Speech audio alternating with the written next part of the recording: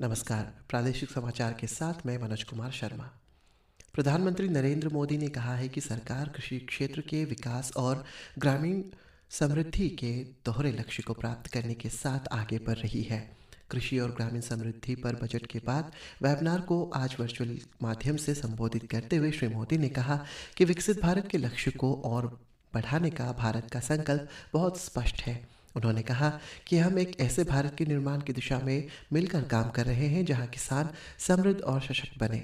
श्री मोदी ने इस बात पर प्रकाश डाला कि पीएम किसान सम्मान निधि योजना के तहत अब तक किसानों को लगभग 3.75 लाख करोड़ रुपए प्रदान किए जा चुके हैं।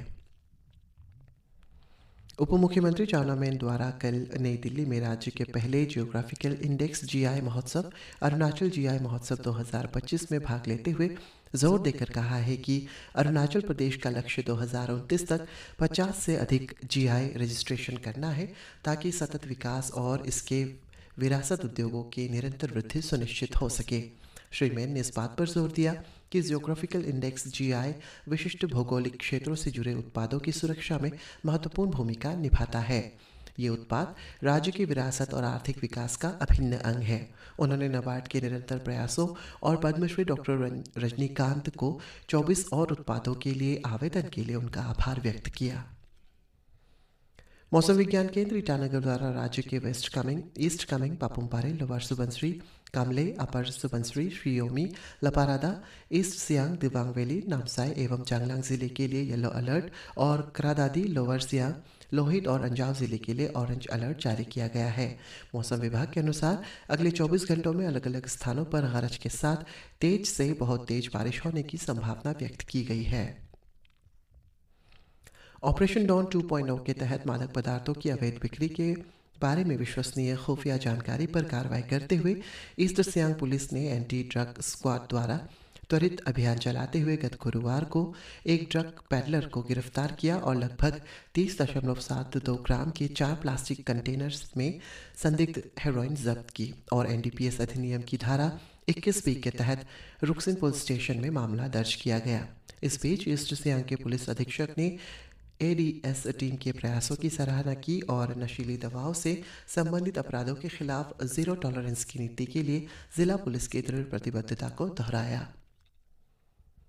राज्य सरकार द्वारा आज देरा नातुंग गवर्नमेंट कॉलेज ईटानगर में हैदराबाद स्थित AI company Exile technologies private limited के सहयोग से एक पायलट प्रोजेक्ट शुरू किया गया, जिसके तहत 500 छात्रों के लिए आर्टिफिशियल इंटेलिजेंस बेस्ड असेसमेंट पर विशेष रूप से ध्यान केंद्रित किया गया।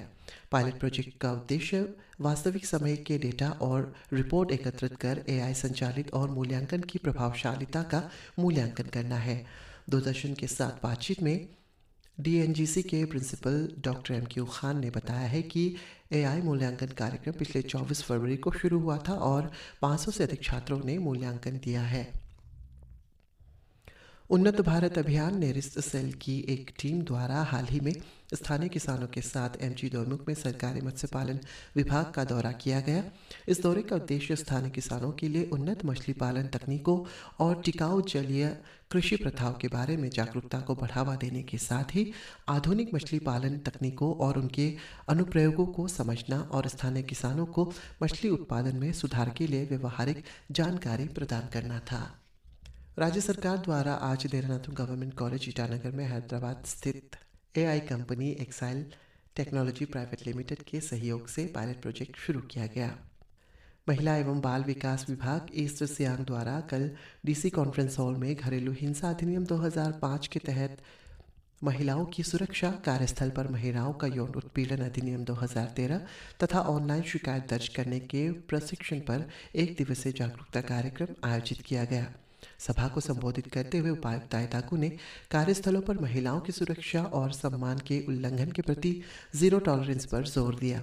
उन्होंने भारत सरकार के महिला एवं बाल विकास मंत्रालय के शी बॉक्स पोर्टल के माध्यम से शिकायतों के निवारण सहित सभी हितधारकों के लिए जागरूकता पैदा करने की पहल की सराहना की है।